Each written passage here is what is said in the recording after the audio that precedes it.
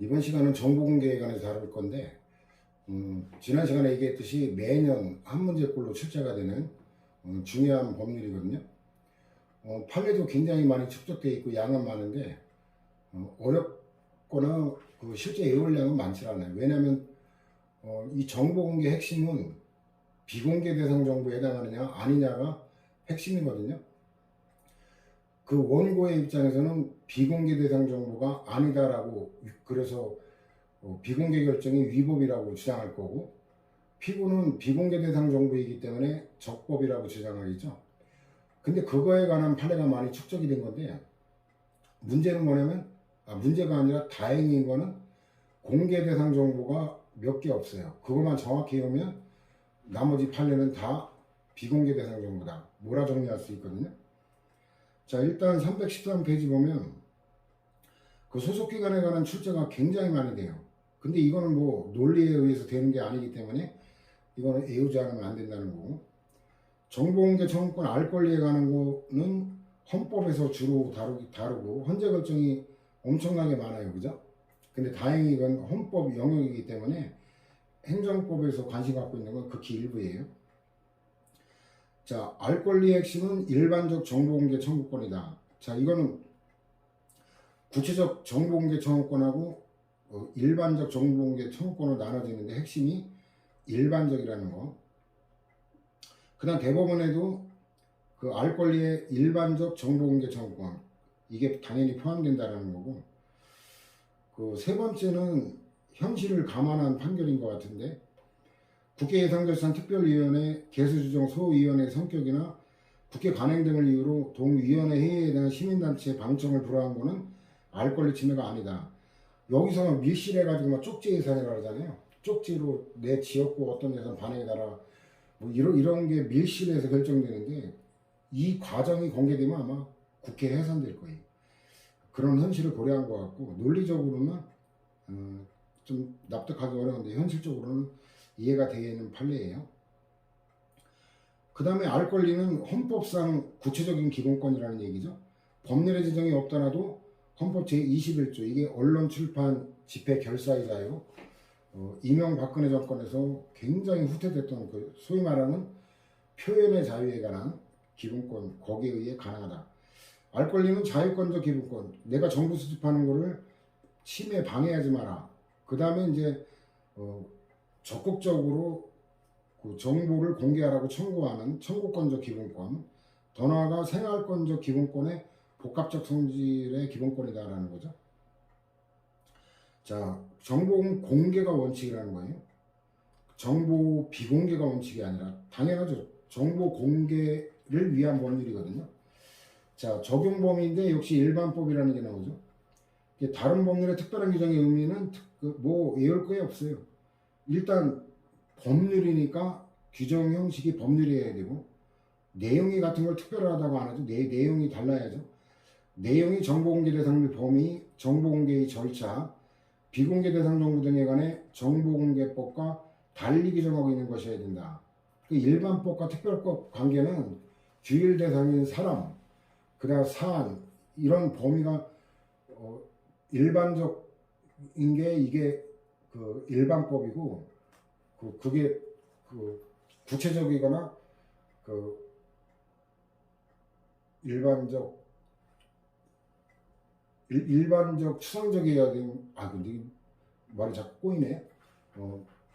규율 대상이 일반적인 넓게 제한되지 않는 게 일반법이고, 사람이나 사안이 특수한 경우로 제한되는 게 특별법이거든요. 그러니까 뭐 그 자체가 규율 대상이 사람과 사안 자체가 제한되니까 다르다는 거 당연한 거죠. 이건 외우지 않아도 뻔하죠.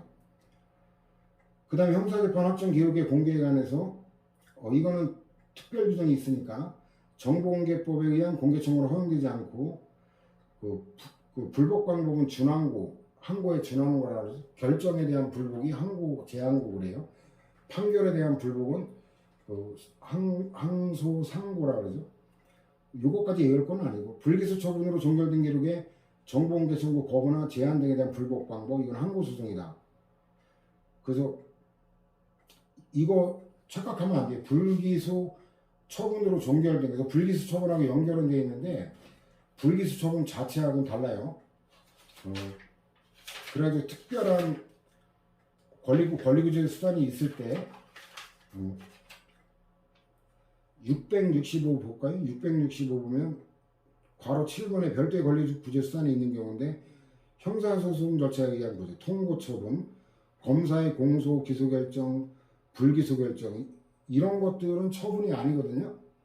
그래서 저걸 불기소 처분 나온다고 성급하게 처분이 아니다라고 판단하면 안 돼요. 정보공개 청구 거부나 제한이 대상이 되는 거예요. 314하고 이게 차이라는 걸 비교해서 봐야죠. 665하고. 자, 그 다음에 지방자치단체는 소관사무에 관해서 법령의 범위에서 정보공개에 관한 조례를 정할 수 있다. 그래서 이 대한민국 최초의 그 정보공개 조례가 청주시에서 있었고 대한민국 최초의 옴부드만 조례는 충청북도 조례였거든요. 조례 안으로 끝나긴 했지만 여기는 배경 지식이 있죠. 조례는 원칙적으로 지방의회가 제정 민주적 정당성을 가진 지방의회가 제정한 자주법이기 때문에 원칙적으로 법률 유보가 적용되지 않는다. 그러나 주민의 권리 제한 의무부가 벌칙에 관한 거 있죠. 이 세 개의 경우는 법률의 근거를 유효하는데 그러나 일반적인 행정기관과는 달리 자주법이기 때문에 포괄적 의무로 족하다 그랬죠. 그러면 일단 법률의 근거를 유효하느냐 아니냐가 주민의 권리 제한 의무부가 벌칙에 해당되느냐 아니냐 그게 관건인데 청주시 의회에서 의결한 청주시 행정정보공개 조례안은 행정에 대한 주민의 할 권리 실현을 근본 내용으로 하면서도 즉 기본권 실현에 관한 거지 기본권 제한에 관한 게 아니다라는 거죠. 이로 인한 개인의 권익 침해 가능성을 배제하고 있으므로 배경이 뭐냐면 사생활 침해 우려가 있는 정보는 제외하고 있거든요. 따라서 주민의 권리를 제한하거나 의무를 부과하는 조례라고는 단정할 수 없고 따라서 그 제정에 있어 반드시 법률의 개별적 의미 따로 필요한 건 아니다. 이건 정보공개법이 제정되기 전에 나온 판례예요. 근데 지금은 여러분들 이거와 별개로 정보공개법에 조례에 관한 규정이 있다는 건 별도로 암기를 해야 됩니다. 그 다음에 적용 배제사항 이거 국가안보에 관한 거 외워둬야 될 거고 정보공개 청구권자가 모든 국민이에요. 모든 국민. 아까 그 이해 당사자에 한정되는 게 구체적 정보공개 청구권이거든요. 그게 아니라 그거와 이해관계가 있든 없든 모든 국민이니까 그거를 일반적 정보공개 청구권이고 현재는 그게 오히려 알 권리 핵심이라고 그랬죠. 그죠? 그 다음에 일정한 범위 애국인이에요. 애국인은 제외된다. 단적으로 배제해도 틀리고 모든 애국인이 국민과 동일하게 권리를 갖는다도 틀리죠. 그래서 모든 국민은 정보공개를 청구할 권리를 가진다. 약방의 감축 또 나오죠. 자연인 법인 권리 능력 없는 사단재단 포함. 그 다음에 단체일 경우는 설립 목적도 불문한다라는 거. 이거 취재 아주 많이 됐던 판례고.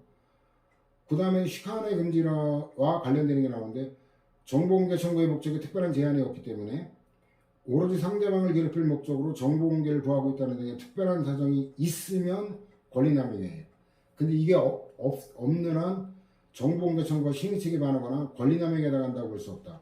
그래서 이런 경우가 막 몇십만 페이지를 복사해달라 이지랄로 하는 경우가 실제 있는 사건이에요. 그 부천인가 어디 지방의 의원이 건축업자인데 자기가 하는 사업에 허가가 안 나오니까 그걸 갖다가 어때요? 한 몇십만 장에 이걸 복사하라고 해가지고 전 직원이 달려들어도 한 달이나 걸려서 복사를 해야 되는 그런 행포도 있었던 적이 있었죠. 그 자료를 요청해가지고.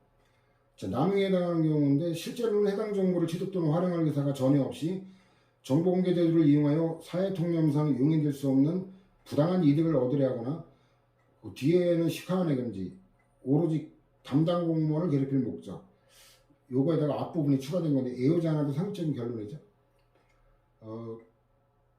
행정법은 판례긴 하지만 이와 관련된 판례는 하나밖에 없기 때문에 지방자치단체는 그 정보공개 청구권자의 국민에 포함되지 않는다라는 거. 얘는 일반 국민이 아니니까. 애국인인데 일정한 범위라 그랬죠. 학술, 학술 연구 이거 반드시 외워야 됩니다.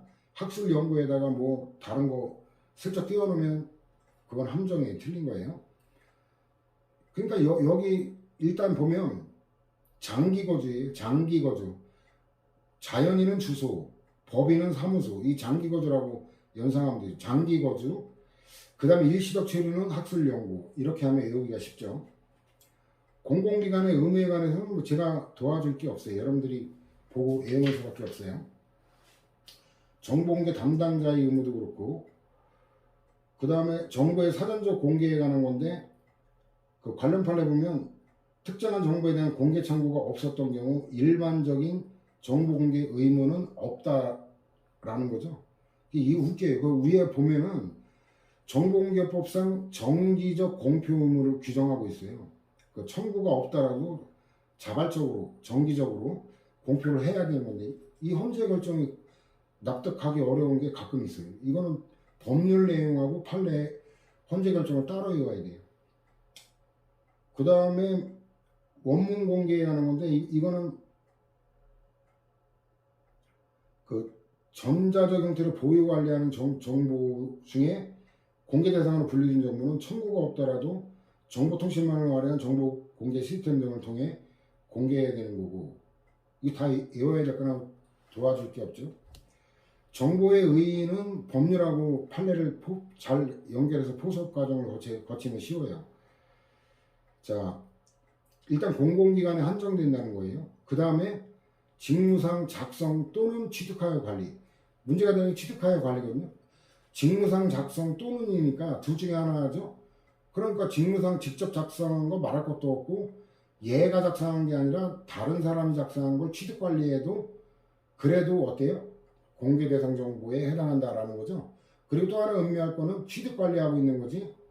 그 취득하긴 했지만 폐기돼 가지고 관리하고 있지 않으면 이거는 목적 달성이 불가능한 거니까 협의 수익이 부정되죠. 그 전자문서 포함한다는 게 약방의 감체라고 그랬죠. 그리고 전자매체를 비롯한 모든 형체 매체 등에 기록된 거, 매체 제한이 없다라는 거. 그 다음에 공개를 구하는 정보를 공공기관이 보유 관리하고 있을 상당한 개연성이 있다는 점. 이러면 정보공개 거부가 위법이라는 얘기가 되잖아요. 그러니까 원고한테 유리한 거죠. 따라서 공개 청구자이고 더 이상 보유 관리하고 있지 않다. 그러면 없는 거를 공개할 수 없기 때문에 이거는 적법이라는 얘기죠. 이거는 공공기관에게 유리한 거니까 공공기관이 증명책임.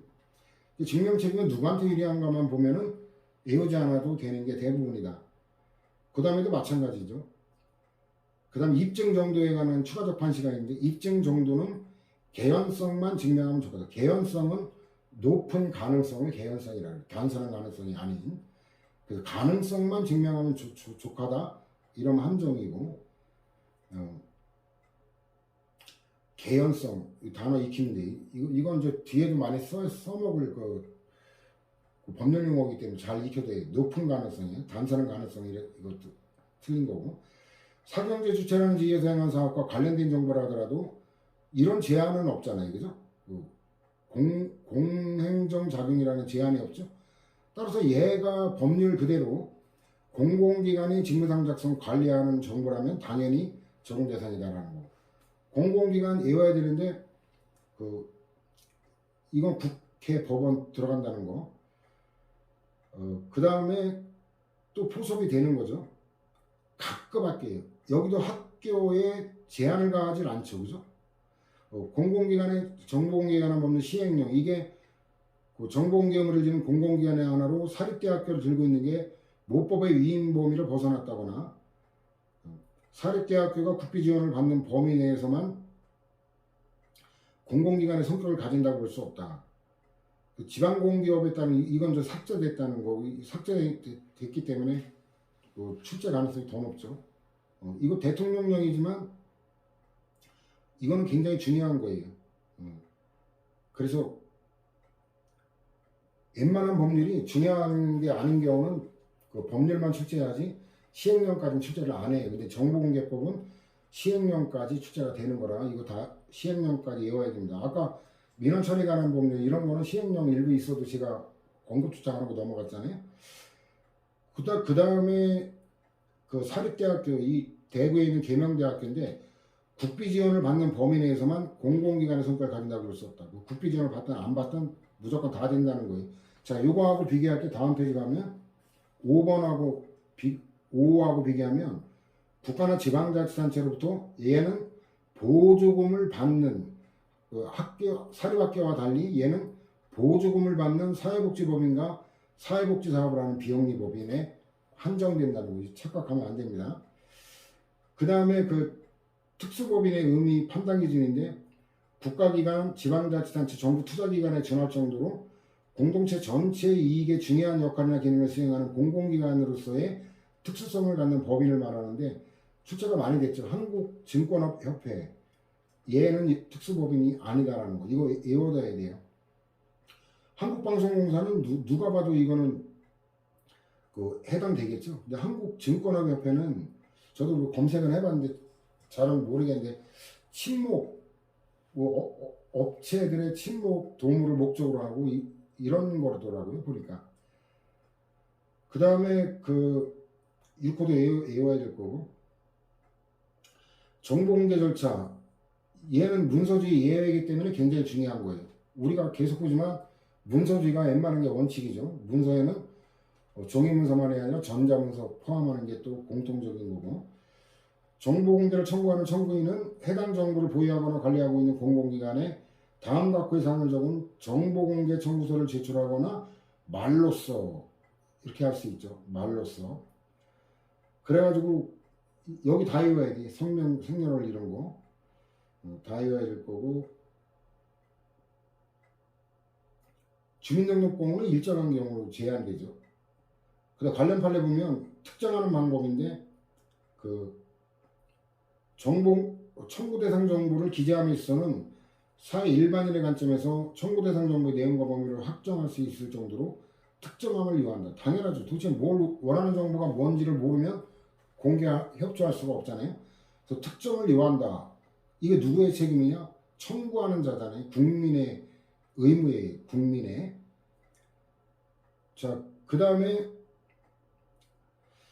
이제 법원의 입장 심리에 관해서 정보 비공개 결정의 취소를 구하는 사안에 있어 만일 원고가 공개를 청구한 정보의 내용 중 너무 포괄적이거나 막연하여서 사회 일반인의 관점에서 그 내용과 범위를 확정할 수 있을 정도로 특정되었다고 볼 수 없는 부분이 포함되어 있다면 이를 심리하는 법원으로서는 마땅히 그 피고에게 그가 보유 관리하고 있는 공개 청구 정보를 제출하도록 하여 이를 비공개로 열람 심사하는 등의 방법으로 이제 밑줄을 쳐보면 공개 청구 정보의 내용과 범위를 특정시켜야 된다는 거예요. 법원이 취할 조치.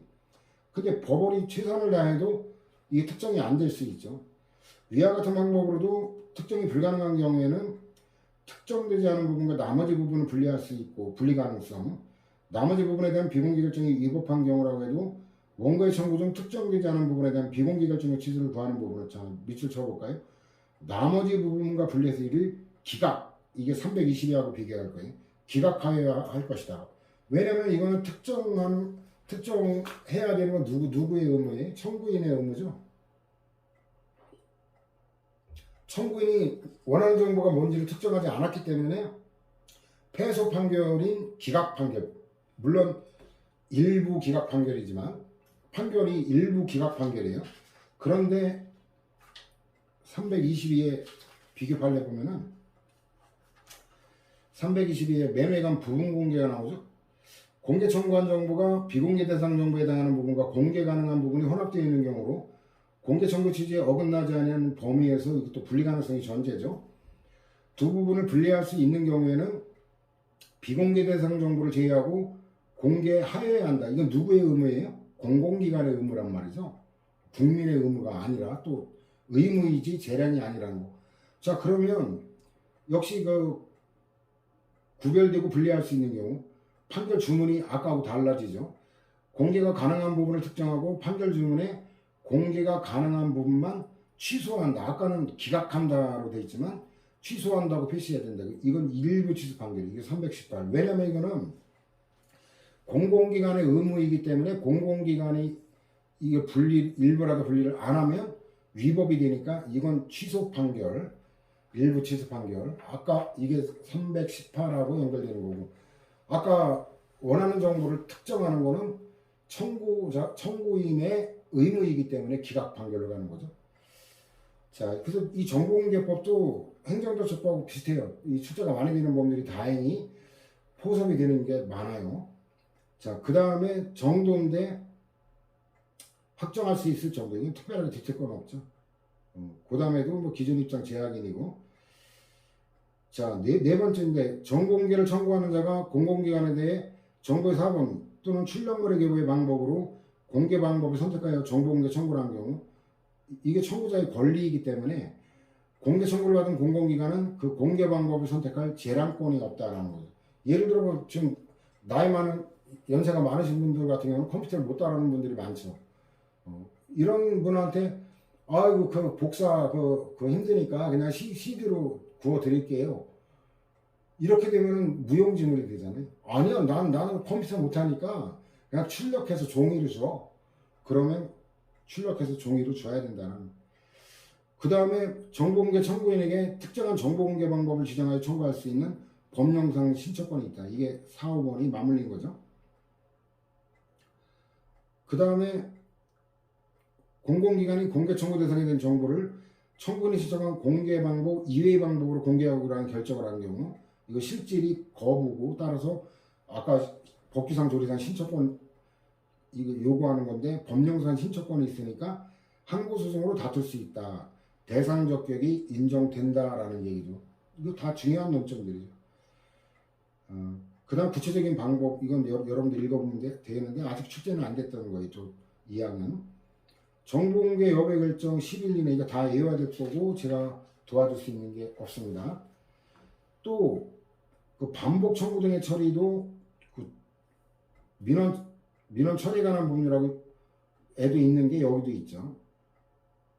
근데 여기는 뭐 횟수에 관한 거 그거는 뭐 구체적으로 나와 있지는 않는 게 차이다라는 거고, 그걸 민원 처리에 관한 법률이 있는 데는 여기다가 뭐 그 3회 이상 어쩌고 넣으면 틀리다는 거, 그 정도 알아두면 될 거예요. 그 다음에 정보공개 심의, 이거 설치 및 운영인데 334하고 비교할 건데 이것도 중요한 논점이에요. 왜냐면 그 정보공개 심의 어디에 설치하느냐? 국가기관, 지방자치단체, 공기업 및 준정부기관, 지방공사, 지방공단이고, 밑줄을 또 하나 칠게 뭐냐면 정보공개 여부 등을 심의, 정보공개 여부 등을 심의. 이게 정보공개위원회 334하고 완전히 다른 점이죠. 334에 가면은 그 중간 로마자 7번 정보공개위원회 등의 설치 320하고 비교하면 국무총리 소속이, 이거 출제가 꽤 많이 됐어요. 이게 뭐 행안부 장관으로 돼 있다가 대통령으로 돼 있다가 다시 국무총리로 내려온 거라 그동안에 법률도 개정이 자주 되면서 출제가 아주 많이 됐죠. 얘는 정보공개 여부를 심의하기 위해 정보공개위원회를 설치한다 이러면 틀려요. 얘는 그 위원회는 그 개별적인 걸 심의하는 게 아니라 정책이나 제도의 기준에 관한 큰 것만 다룬다라는 그런 감각으로 차이만 알아보면 되지 저걸 다 외울 건 아닙니다. 그 다음에 뭐 구성 이런 거 다 이건 여러분들이 읽어보면 될 거고, 정보공개는 열람, 복사, 정보통신망 이렇게 핵심 단어를 외우면 되죠. 자, 정보공개 거부 처분의 취소를 구하는 소송에서 공공기관이 청구 정보를 증거 등으로 법원에 제출하여 법원을 통해 사본을 청구인에게 교부 또는 송달되게 하여 청구인에게 정보를 공개하게 된 경우, 이때는 정보 비공개 결정의 취소를 구하 소의 이익이 소멸하지 않는다. 이것도 안 보면 헷갈려요. 왜냐면 목적이 달성이 된 경우는 협의 소익이 인정될 여지가 없잖아요. 네가 얻고자 하는 거 얻었는데 얻고자 하는 거 얻었는데 뭘 더 얻냐? 이게 원칙인데 이렇게 되면 원고 패소 판결, 이런 원고가 소송 비용까지 물어내야 돼요. 그래가지고 아마 그 원고에게 불리하지 않게 저렇게 해준 것 같아요.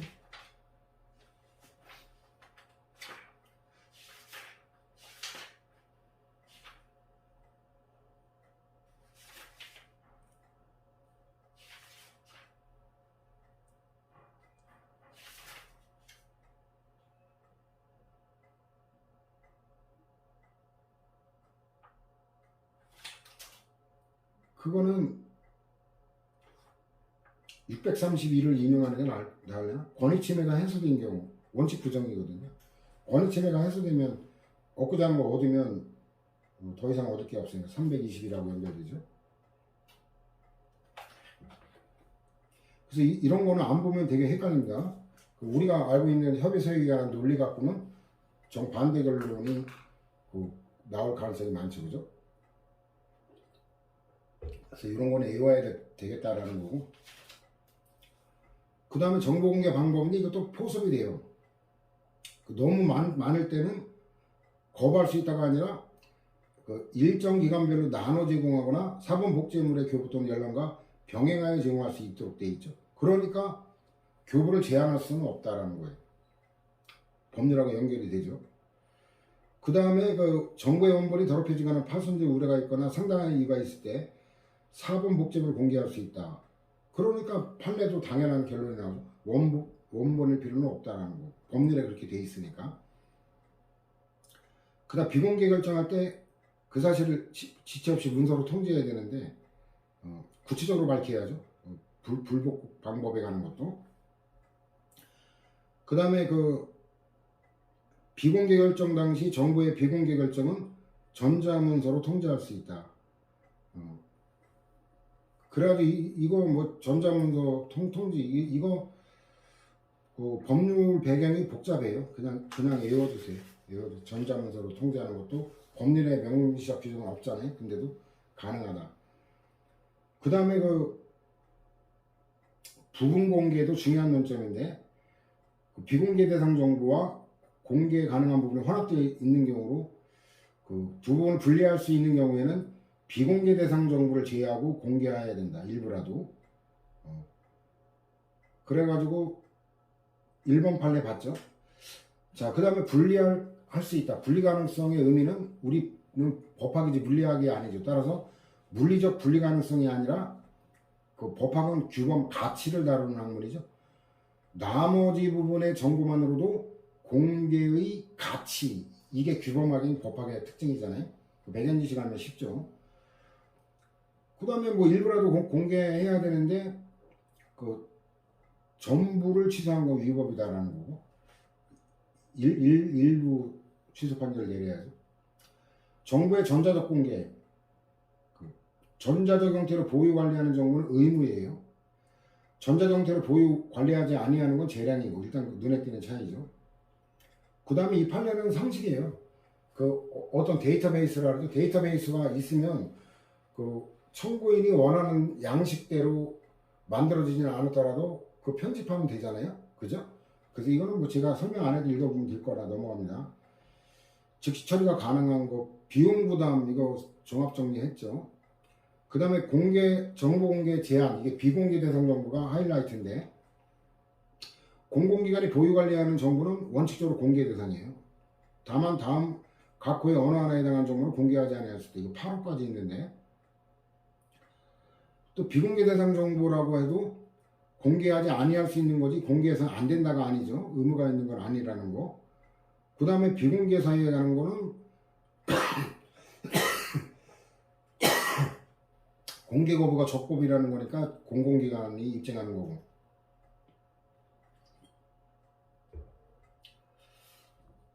그 다음에 이제 관련 판례 보면은 이 8호까지 있다 그랬잖아요. 그러니까 몇 호의 어느 부분에 해당하기 때문에 비공개 사유다 이렇게 해야지 그렇게 구체적으로 주장하지도 않고 그냥 개괄적 사유만을 들어 공개 거부할 수 없다는 거예요.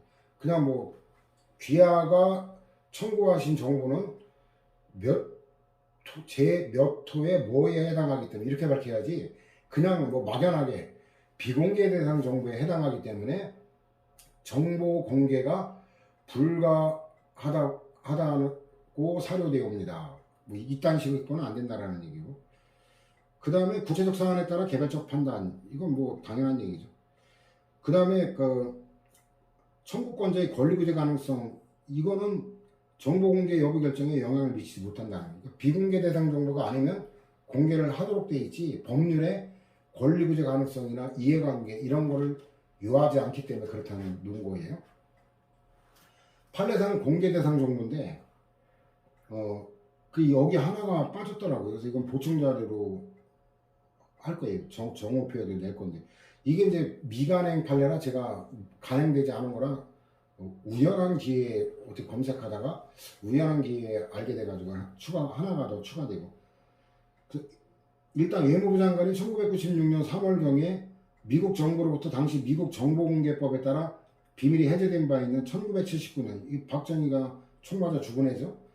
80년 그 다음에 79년 10월 26일 날그 안중근 선생께서 이토 히로부미를 죽여버린 날 똑같은지는 않지만 어쨌든 그날을 디데이로 잡아가지고 그 10월 26일 날 똑같은 날 그 암살을 한 거죠.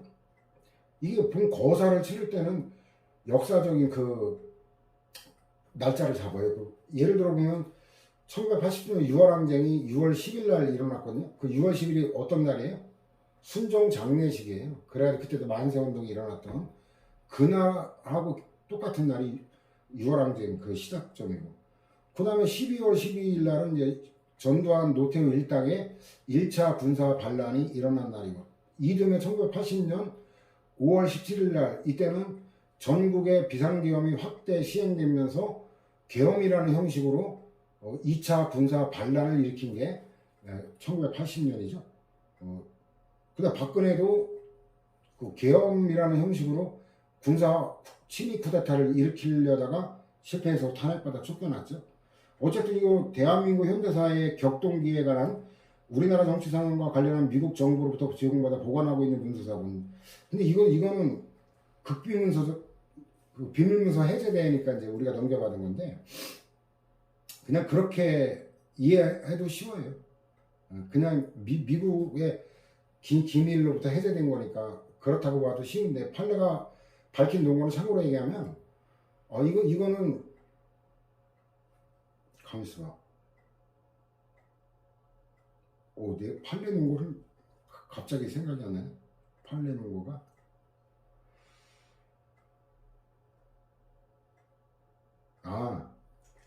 그 외무부에서 그 비공개 대상 정보라고 적극적으로 주장을 안 했기 때문에 이렇게 된 거예요. 그래서 논거는 별로 심통치가 않아요. 그냥 기밀에서 해제됐기 때문에 공개 대상 정보보다 그냥 상식적으로 접근하는 게 더 나을 것 같아요. 그 다음에 지방자치단체 도시공원에 관한 조례에서 규정된 도시공원위원회 심의사항에 관해 위 위원회 심의를 거친 후에 시장이나 구청장이 위사항들에 대한 결정을 대외적으로 공표한 후 이 전후로 나눠져요. 전까지는 이게 회의에 영향을 줄지 심의에 영향을 줄지 모르기 때문에 비공개지만 이게 공표된 후에는 공개 대상 정보라는 거. 같은 대상인데 시기에 따라 다르다라는 거.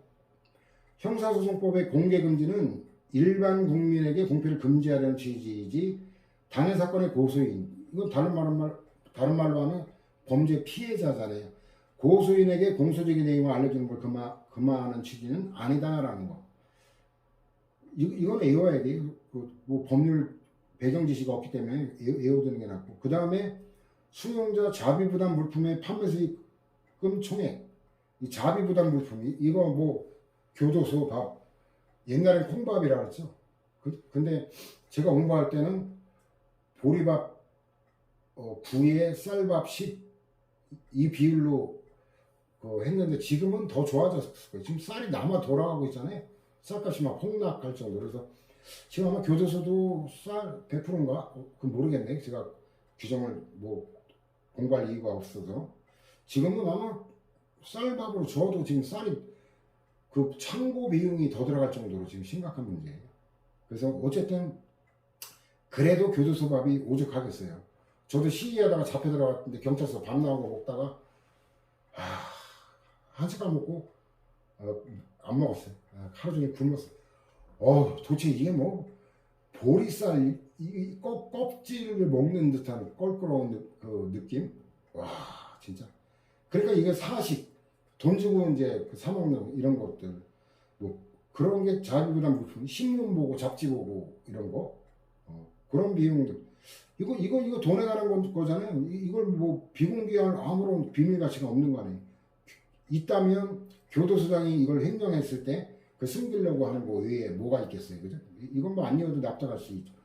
사법시험인데 이거는 나눠봐야 돼. 답안지, 내가 작성해서 제출한 답안지, 내가 이거 궁금해서 이거 청구한 거예요. 내가 청구하지도 않은 답안지는 얘는 공개 대상 정보고, 정작 내가 청구한 거 사법시험 채점위원별 채점 기준하고 그 채점 결과, 이 채점 기준하고 결과는 이건 얘가 청구한 거거든요. 그래야 이 채점 기준이 잘못됐다 라는 거를 이유로 소송직에서 구제받으려고 했던 건데, 이건 그 시험 제도가 무너진다 이래가지고 비공개 대상 정보다. 참 이거는 뭐 원하는 건 전혀 못 얻었던 그 사건이었고, 그 다음 아파트 재건축 주택조합의 조합원들에게 제공될 무상보상평수의 사업수익성을 검토한 자료. 이 사업수익성 여부에 따라 재개발 재건축에 찬성할 수도 있고 반대할 수도 있는 거잖아요. 중요한 알 권리를 위해서도 중요한 자료란 말이에요. 다만 안 이어도 뻔한 게 개인의 인적사항 이런 거는 사생활에 관계되는 거니까 당연히 비공개겠죠. 그다음 교육공무원의 근무성적 평점 결과, 이것도 행정학적 지식에 따르면 근무성적 평정한 거 이거 어때요? 이걸 미국 같은 경우는 그 이유까지 다 알려준다 그러죠. 그래서 오히려 잘 평점이 낮게 나왔을 때 뭐가 부족하니까 개선하라고 이렇게 그 상하 간의 그 의사소통의 수단으로도 활용한다 그러죠. 그 다음에 또 배경 지식은 이 교육공무원에 가는 건 이제 대통령령의 규정이 있는 거기 때문에 그렇다는 것도 있는데, 그럼 뭐 상식 갖고 접근하는 게 괜찮을 것 같아서 뺐고, 그 다음에 사면 대상자들의 사면 실시 건의서와 관련된 국무회의 안건 자료에 관한 정보. 요거는 뭐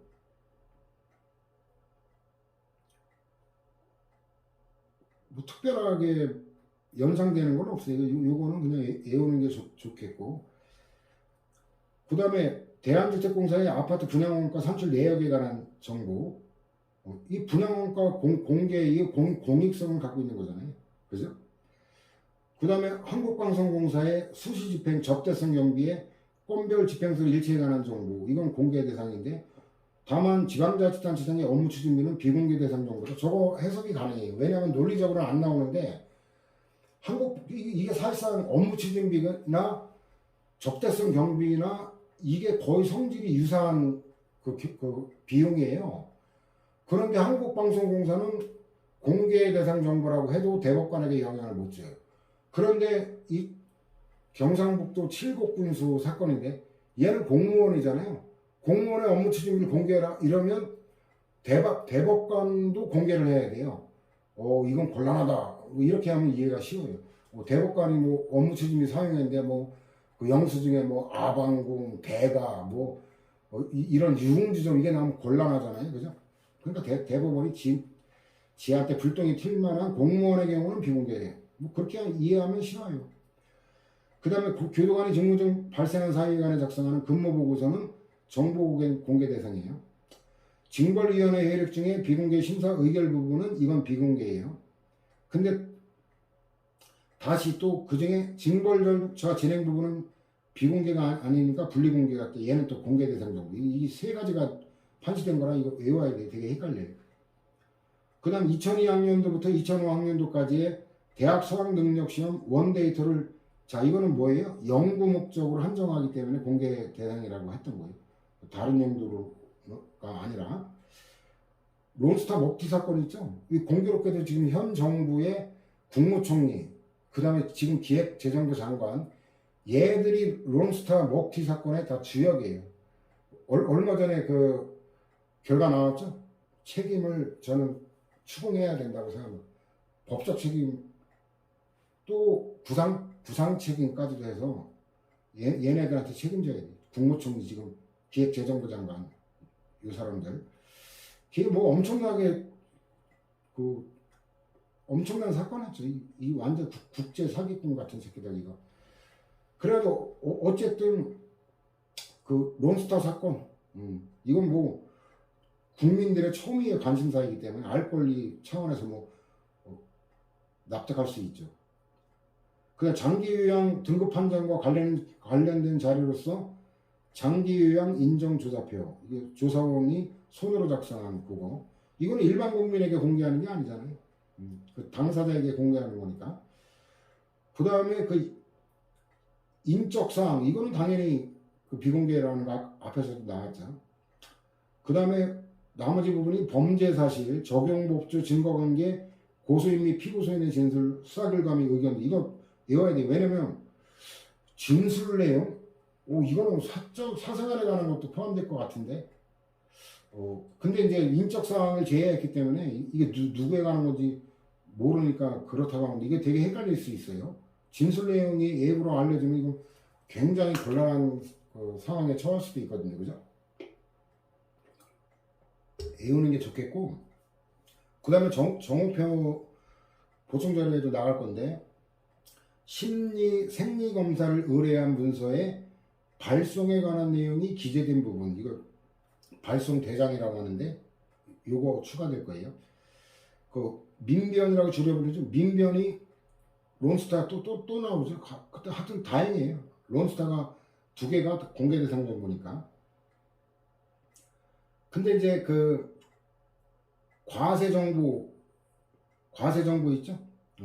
이거는 국세기준법에 의한 비공개 대상 정보. 요거 하나 외우면 되죠. 자, 그렇게 해서 요거 달달이 외워놓으면 나머지는 비공개다라고 부담 없이 보면 돼요. 그래도 부담 없이라도 눈에는 익혀두는 게 좋아요. 왜냐면 좀 전에 같이 그 간행하지 않은 판례 중에 출제되는 게 가끔 있거든요. 그것까지 대비하려면 이게 원래 간행되지 않은 건 출제 안 하는 게 원칙이에요. 근데 그런 최소한의 감각 상식도 없는 놈들이 출제에 들어가면 또 사고 칠 수 있기 때문에 나머지도 부담 없이 그냥 봐두는 게 좋겠다. 그 다음에 여기 또 포섭이 있죠. 법률 또는 법률에서 위임한 명령인데, 자, 법규 명령에 한정된다는 게 딱 나오죠. 행정규칙 갖고는 안 돼요. 그 다음에 대통령령에 한정되죠. 총리령 부령 안 된다는 게 보이죠. 그죠? 자, 법률에 의한 명령은 법률의 위임 규정에 의해 제정된, 옛날에 그 총리령 부령 포함되는데 지금은 이제 법률이 바뀌어서 총리령 부령은 안 돼요. 그래서 법률의 구체적 위임 아래 제정된 법규 명령을 의미한다. 그래서 법률의 구체적 위임이 있어야 된다. 구체적 위임이 없으면 안 된다라는 얘기죠.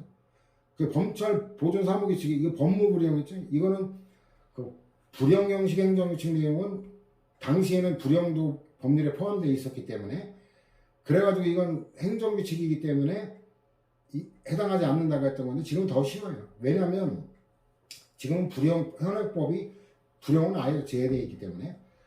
그 다음에 3번 아까 봤던 거죠. 그 다음에 4번 보면은 구체적인 법률의 위임 없이 교육공무원의 근무성적 평등의 결과를 공개하지 아니한다고 규정하고 있는 거. 이거 대통령령이긴 하지만 구체적 법률의 위임이 없기 때문에 거부할 수 없다라는 거죠.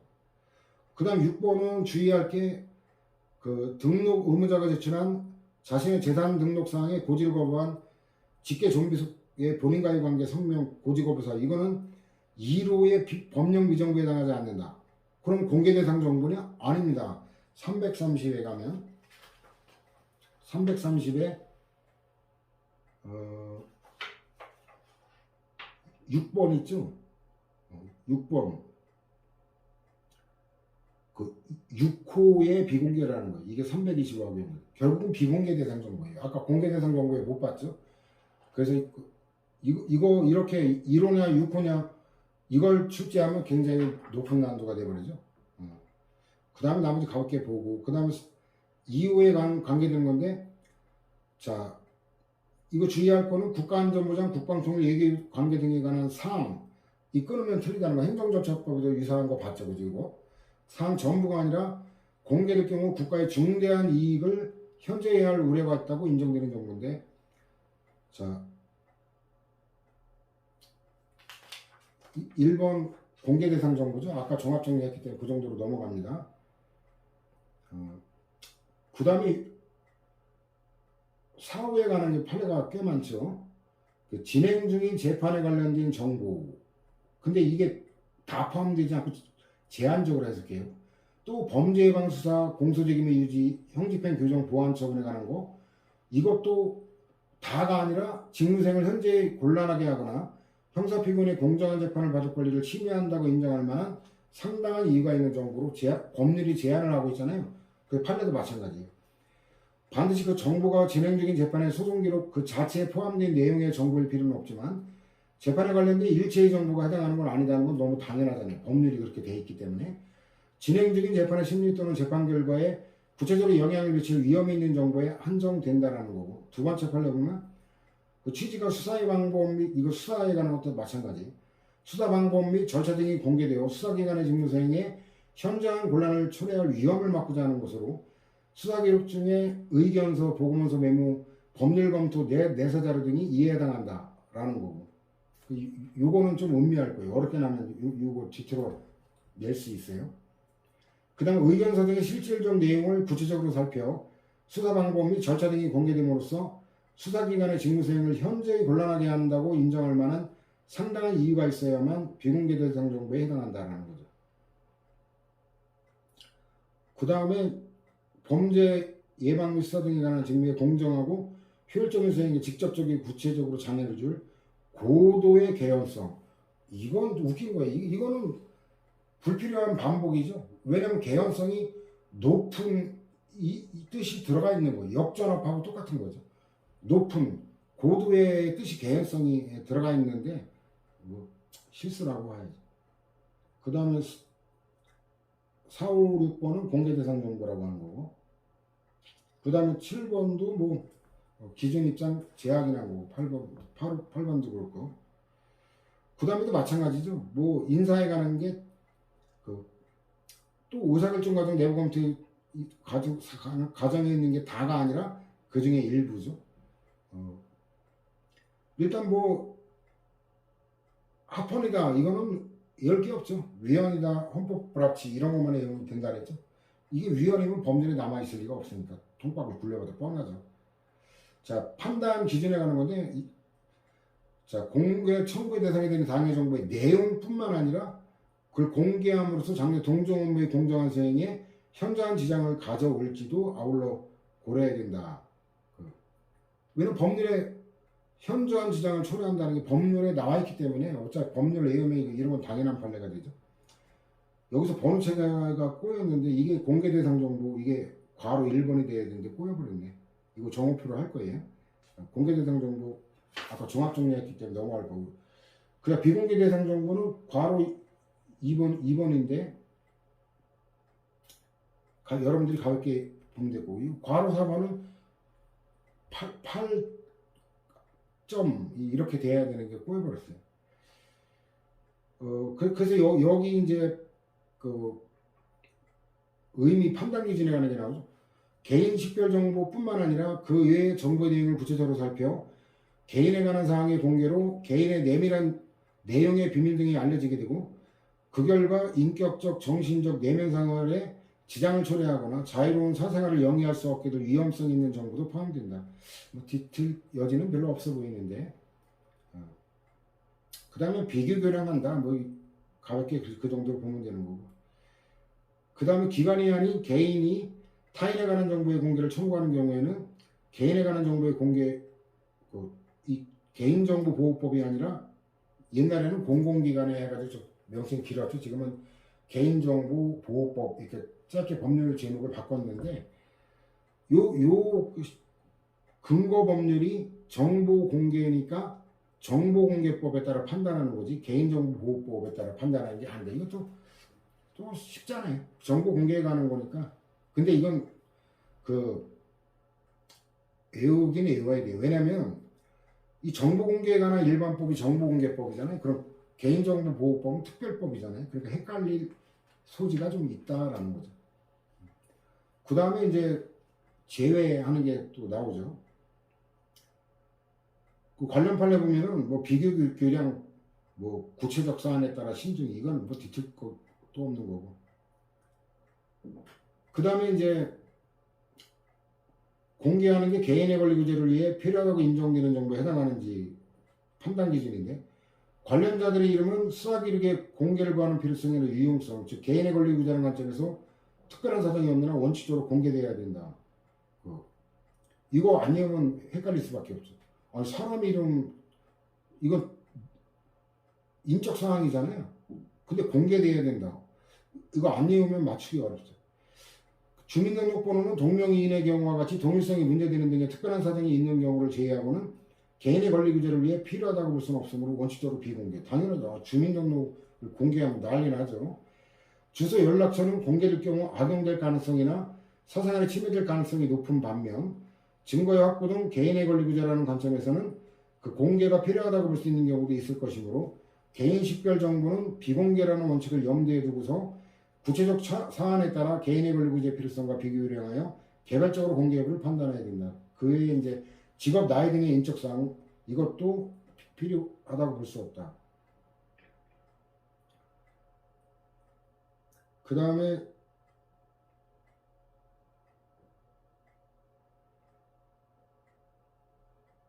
4번, 5번은 이제 공개 대상 정보라는 거죠. 그 다음에 그 9번으로 번호를 해야 되는 건데, 영업비밀에 관한 것도 이제 판례가 제법 축적이 됐어요. 이거 안 보면 헷갈리는데, 부정경쟁 방지법상 영업비밀이 한정되지 않고 넓게 포함된다는 거예요. 타인에게 알려지지 아니함이 유리한 사업활동에 관한 일체의 정보 또는 사업활동에 관한 일체의 비밀사항. 이거 안 보면 헷갈리죠. 일체의 걸.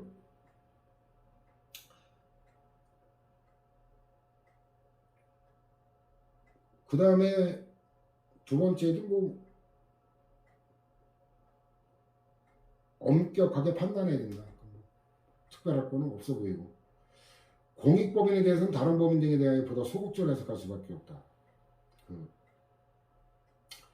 이 정당한 이익을 적극적으로 넓게 인정하면 비공개 대상 정보를 넓게 하니까 그 사사로운 것보다는 공익법인에 대해서는 좀 더 비공개를 제한하겠다라는 거죠. 답이 이것도 뭐 상식적인 거죠. 4번, 8번 마지막 줄 밑에 두 번째 좀 종합적 고려 뭐 이런 거 특별할 게 없죠. 그 다음에 그